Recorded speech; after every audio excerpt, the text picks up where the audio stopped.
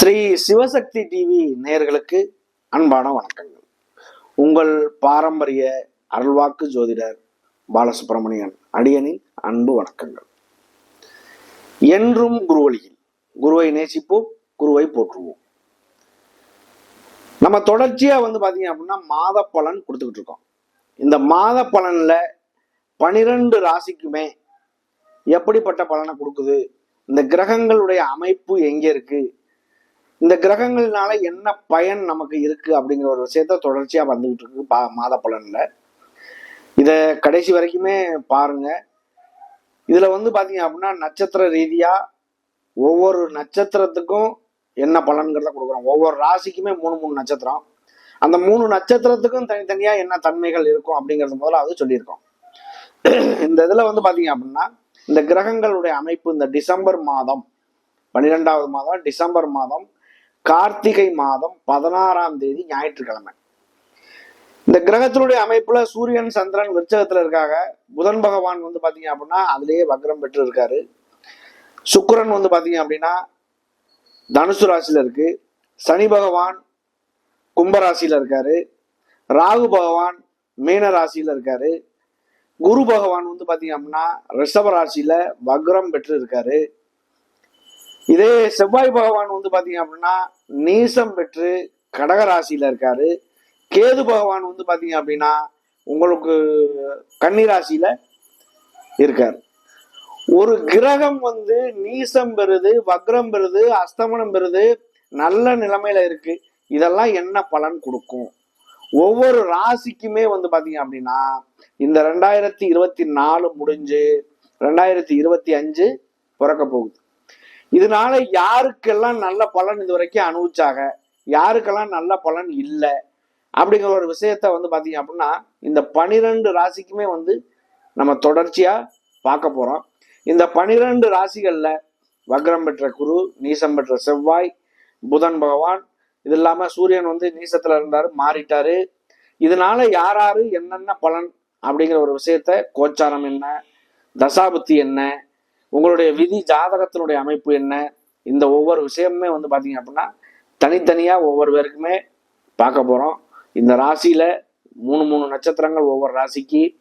இந்த 3 நட்சத்திரங்களுமே பாத்தீங்க அப்படின்னா தனித்தனி தன்மையை கொண்டது. ஒரே ராசியா இருந்தாலுமே நட்சத்திர ரீதியா நம்ம பார்க்கும்போது தனித்தனி தன்மையை கொண்டது. அதனால பாத்தீங்க அப்படின்னா அந்த நட்சத்திர ரீதியாகவும் பலன் சொல்றோம். அந்த விஷயத்தையுமே நீங்க பாருங்க. ஒரு சிலருக்கு இது நல்லபடியா பொருந்தும், ஒரு சிலருக்கு பொருந்தாமே இருக்கும். அவரவருடைய தனி மனித ஜாதகம் நீங்க பார்த்து ஒவ்வொரு விஷயத்திலுமே ஒரு தனி விஷயத்தை, நடப்பு விஷயத்தை சுட்டி காட்டக்கூடிய ஒரு விஷயம் அப்படின்னா தசாபுத்தி தான். அந்த தசாபுத்தியை பார்க்கும்போது உங்களுடைய வாழ்க்கையில என்ன நன்மை தீமைகள் இருக்குங்கிறத நம்ம சொல்லலாம்.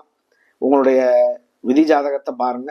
இந்த கிரகத்தினுடைய அமைப்புகளுக்கு இந்த 12 ராசிக்குமே என்ன பலன் அப்படிங்கிறத விரிவா பார்ப்போம். அன்பான தனுசு ராசி அன்பர்களே, தனுசு ராசி அப்படின்னாலே ஒரு கம்பீர தோற்றம் இருக்கும். ஏன்னா ஆண் ராசி. உங்களுடைய ராசிநாதன் குரு பகவான். உங்களுடைய ராசிக்கும் மீன ராசிக்கும் உள்ள அதிபதி குரு பகவான். ஆனா உங்களுடைய ராசி ஆண் ராசி, அது பெண் ராசி. அப்ப ரெண்டுக்குமே உள்ள குருவாகப்பட்டவர் பாத்தீங்க அப்படின்னா மாறும், வித்தியாசம் மாறும். இன்னைக்கு பாத்தீங்க அப்படின்னா உங்களுடைய ராசிக்கு 6ஆம் இடமான சத்ருஸ்தானம், அதாவது நோய் நொடி எதிரி கடன் வம்பு வழக்குல உள்ள இடத்துல போய் 6ஆம் இடமான ரிஷபராசியில போய் குருவாகப்பட்டவர் உங்களுடைய 10ஆம் இடத்தை 5ஆம் பார்வையா, 10ஆம் இடமான கன்னி ராசியை 5ஆம் பார்வையா பாக்குறாரு.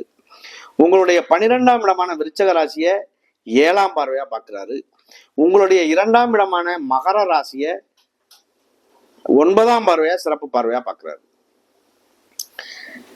எந்த கிரகங்கள் எப்படி பார்த்தாலும் அவரவருடைய தனி மனித ஜாதகத்தில் 80% அவரவருடைய கர்ம வினையை உள்பட்டுத்தான் எல்லாமே நடக்குது. 20% பாத்தீங்க அப்படின்னா நீங்க செய்யக்கூடிய பாவ புண்ணியங்கள், நல்லது கெட்டதை வச்சுதான் உங்களுடைய அமைப்பு நடக்குது. உங்களுடைய ஜாதகத்துல லக்னம் நல்லா இருக்கு, லக்னாதிபதி நல்லா இருக்கு, ராசி நல்லா இருக்கு, ராசிநாதன் நல்லா இருக்கு அப்படின்னா அந்த நல்லா இருக்கக்கூடிய இடத்த சுப கிரகங்களான, அதாவது சுக்கிரன், புதன், சந்திரன், வளர்பிறை சந்திரன், குரு பகவான், இதெல்லாம் இந்த கிரகங்கள்லாம் பார்க்குது அப்படின்னா இன்னைக்கு உள்ள நிலைமை அப்படின்னா சுட்டி காட்டக்கூடிய ஒரு விஷயம்னா தசாபுத்தி. இந்த தசாபுத்தி நடக்கக்கூடிய கோச்சாரங்கள் எல்லாமே உங்களுக்கு ஒரு சப்போர்ட்டிவா இருக்கு அப்படின்னா உங்களுடைய வாழ்க்கையில உங்களுடைய பிறப்பே பாத்தீங்க அப்படின்னா நல்ல ஒரு அம்சத்துலதான் இருக்கு.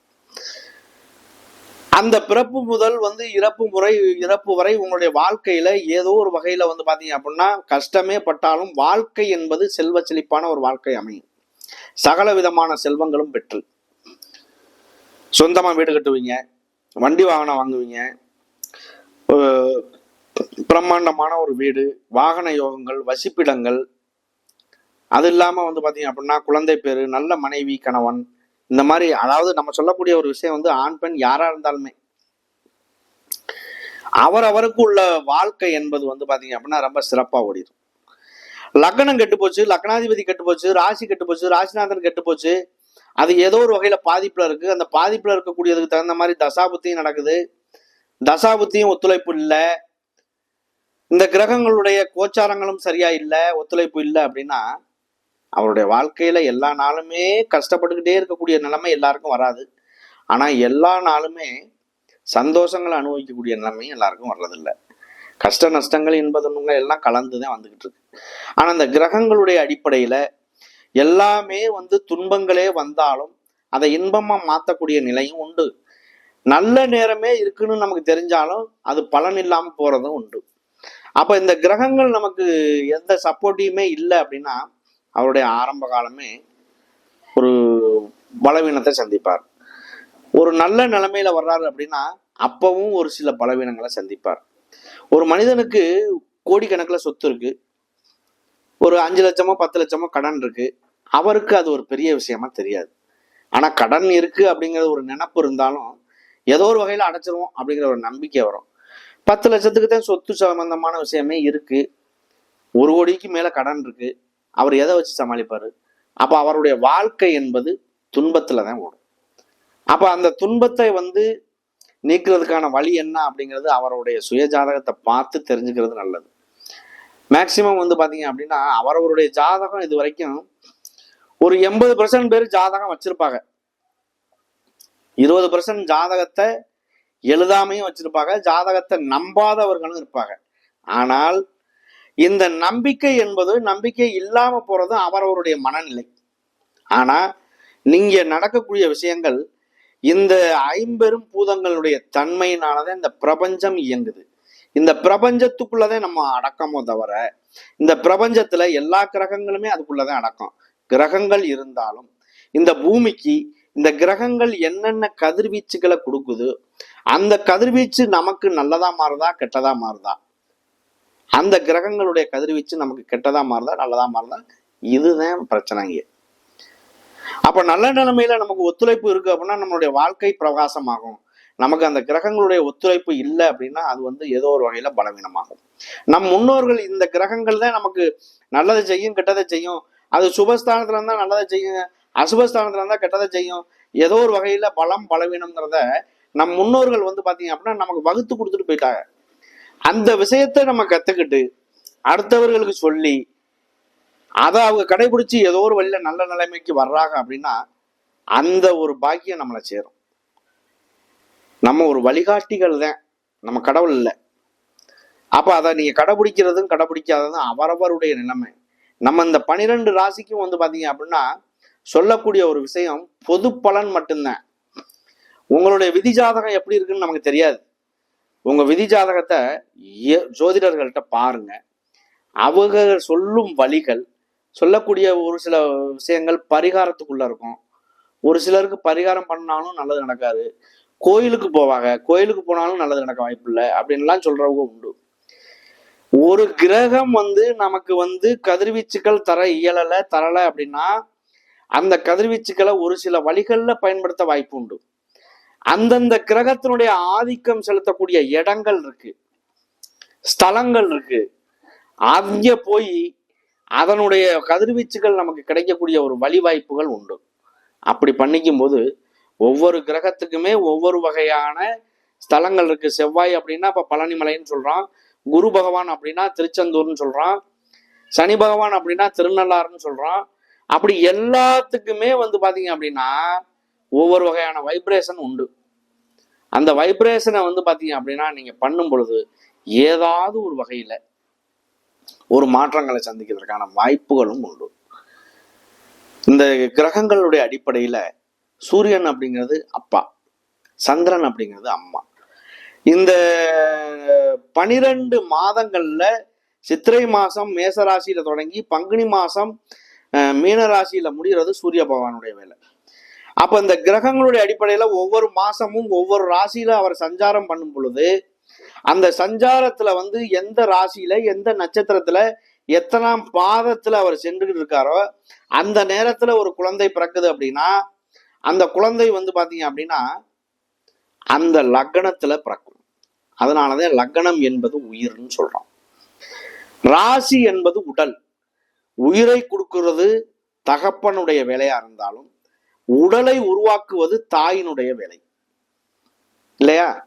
அந்த தாய் வந்து பாத்தீங்க அப்படின்னா சந்திரன் வந்து பாத்தீங்க அப்படின்னா 2.5 நாளைக்கு ஒரு வாட்டி ஒரு ராசியை கடந்துக்கிட்டு வர்றாரு. அந்த ராசியை கடக்கும் பொழுது ஒரு மாசத்துல 12 ராசி சுத்தி வந்துருவார். அப்ப இந்த 2.5 நாளையில எந்த ராசியில எந்த நட்சத்திரத்துல எந்த பாதத்துல அவர் பயணம் செஞ்சுக்கிட்டு இருக்காரோ அந்த நட்சத்திரம் அவங்க பிறக்கும் பொழுது ஜென்ம நட்சத்திரம். இதுதான் இதுல உள்ள ஒரு மெயினான ஒரு விஷயமே. அப்ப அந்த லக்னாதிபதி நல்லா இருக்கணும், அந்த ராசிநாதன் நல்லா இருக்கணும். அப்ப நல்லா இருந்தா அவங்க வாழ்க்கை ஏதோ ஒரு வகையில செல்வ செழிப்பான வாழ்க்கை தான். அப்ப இதை பொறுத்தளவுக்கு இந்த குருவாகப்பட்ட இடையில நடக்கக்கூடிய ஒரு நல்ல விஷயங்களும் இருக்குல்ல. அப்ப இந்த குருவினுடைய சுபக்கிரகங்களுடைய பார்வை இன்னைக்கு சூழ்நிலை அப்படிங்கிறது உங்களுடைய ராசிநாதன் உங்களுக்கு 4ஆம் இடமான மீன ராசிக்கு உள்ள ராசிநாதன் உங்களுடைய 6ஆம் இடத்துல இருந்து உங்களுடைய 10ஆம் இடமான தொழில் ஸ்தானத்தை பார்க்கிறாரு. தொழில் மூலியமா அங்க கேது பகவான் இருக்காரு. பிரம்மாண்டமா நீங்க யோசிச்சு தொழில் பண்ணாலும் தொழில் நடக்கும், எல்லா விஷயமும் நடக்கும், வியாபாரம் சிறந்து விளங்கும். ஆனா பணம் அப்படிங்கிறது வந்து பாத்தீங்க அப்படின்னா கையை கடிக்கிற மாதிரி இருக்கும். அதை ஒன்றும் சேர்க்க முடியாது, பிரம்மாண்டப்படுத்த முடியாது. தொழில் நடக்குது அப்படின்னா அந்த தொழில் நடக்கிறதுக்கு தகுந்த முதலீடு நம்மளால போட முடியாது. அப்படி ஒரு சூழ்நிலைகளை தள்ளப்படும். அப்ப இந்த இதை பொறுத்தளவுக்கு இந்த 10ஆம் இடத்து சம்பந்தமா ஓரளவுக்கு ஒரு ரன்னிங் அப்படிங்கிறது முடியாது. உங்களுடைய 12ஆம் இடத்தை பார்க்கறது. 12 அப்படிங்கிறது வந்து பாத்தீங்க அப்படின்னா அயனம் சயனம் போகம் சொல்லக்கூடிய இடம். அதாவது வாழ்க்கையில இல்லற சுகத்தையும் கொடுக்கக்கூடிய இடம். அப்ப அந்த மாதிரி இடத்த நீங்க பார்க்கும்போது உங்களுடைய வாழ்க்கை என்பது சிறப்பாக தான் ஆகும். அதுல ஒன்றும் வெளிநாடு போறது, வெளியூர் போறது, வாகன யோகங்கள், வண்டி வாகனங்கள் வாங்குறது, அது இல்லாம திருமணம் பண்றது, இந்த மாதிரி ஒரு விஷயங்கள்லாம் கூட உங்களுக்கு நல்ல ஒரு மாற்றங்களை தரும். உங்களுடைய 2ஆம் இடத்தையும் குரு பார்க்கறதுனால அதுவும் சிறப்பாக தான் ஆகும். அப்ப இதை பொறுத்தளவுக்கு வந்து பாத்தீங்க அப்படின்னா 3ல வந்து சனி பகவான் இருக்காரு. அண்ணன் தம்பி அக்கா தங்கச்சி உறவுகள்ல கொஞ்சம் நிதானத்துடன் செயல்படுவது உங்களுக்கு ஒரு நல்ல மாற்றத்தை உருவாக்கும். முதல் நட்சத்திரம் என்பது இதுல மூல நட்சத்திரம். மூல நட்சத்திரம் கேதுவுடைய நட்சத்திரம். கேதுவுடைய நட்சத்திரக்காரர்கள் வந்து பாத்தீங்க அப்படின்னா ஆண் மூலம் அரசாலும், பெண் மூலம் நெருமூலம் அப்படின்லாம் சொல்றாங்க. அப்படி ஒரு விஷயமே இல்லை. அதாவது வந்து பாத்தீங்க அப்படின்னா இந்த மூல நட்சத்திரம் என்பது கேதுவுடைய நட்சத்திரம். இந்த கேது பகவான் வந்து பாத்தீங்க அப்படின்னா விநாயகர் வழிபாடோ ஆஞ்சநேயர் வழிபாடோ செய்யறது ரொம்ப சிறப்பு. இந்த பெண் வந்து மூல நட்சத்திரமா இருந்துச்சு அப்படின்னா ஒரு வகையில மாமனாரை பாதிக்கும் அப்படின்னு சொல்லுவாங்க. அதாவது அப்படியெல்லாம் ஒரு விஷயம் இன்னைக்கு இல்லை. அதாவது கேது வந்து சூரியனை மறைக்குது. இப்ப கேது ராகுங்கிறது பாம்பு. அந்த பாம்பு வந்து சூரியனை மறைக்குது அப்படிங்கிறத நம்ம கேள்விப்பட்டிருக்கோம். அப்ப அந்த சூரியன் அப்படிங்கிறது இந்த கிரகத்தினுடைய தலைவன். குடும்பம் அப்படிங்கிறது மாமனார், இது இந்த பொண்ணு வந்து போற வீடு மாமனார் வீடு. அந்த மாமனார் வீடு வந்து அங்கே தலைவன் சூரியன் மாமனார். அப்ப அதை மறைக்கும் பாதிக்கும் அப்படிங்கிறதுக்காக அந்த வார்த்தை சொல்றாங்க. ஆனா நிறைய பேர் குடும்பத்துல அப்படியெல்லாம் இல்லை, நல்லாதான் இருக்காங்க. அது அவரவருடைய ராசி லக்னம் நல்ல நேரம் இதுகளை பொறுத்து நல்லது அமையும்.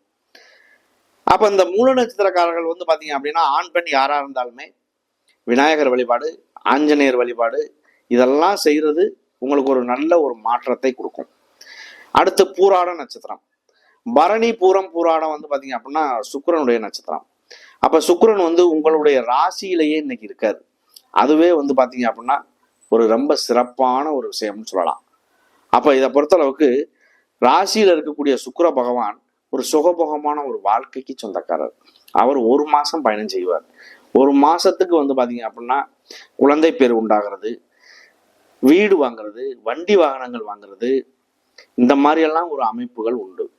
ஒரு நல்ல மனைவி கிடைக்கிறது, கணவன் கிடைக்கிறது, இது ஒரு அமைப்புக்குள்ள வரக்கூடிய ஒரு மாசமா அமையும் இந்த பூராட நட்சத்திரக்காரர்களுக்குமே. அடுத்து உத்திராடம். உத்திராடம் என்பது சூரிய பகவானுடைய நட்சத்திரம். சூரிய பகவான் உங்களுக்கு 9ஆம் வீட்டு அதிபதி. அவர் வந்து பாத்தீங்க 9க்குள்ள அதிபதி. அவர் 12ஆம் இடமான விருச்சிக ராசியில வந்து இருக்காரு. அவர் வந்து பாத்தீங்க அப்படின்னா இந்த மாதம் இந்த விருச்சிக ராசியில தான் அவர் இருப்பார்.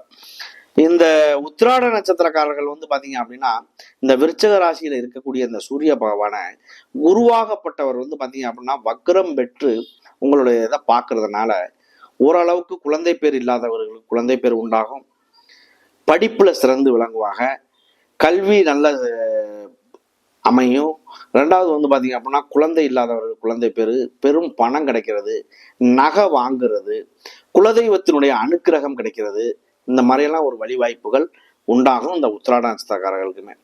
இந்த 2024 அப்படிங்கிற ஒரு விஷயத்தை விட 2025 அப்படிங்கிறது உங்களுக்கு ஒரு நல்ல மாற்றத்தை தரக்கூடிய ஒரு வருடமாக அமையும்.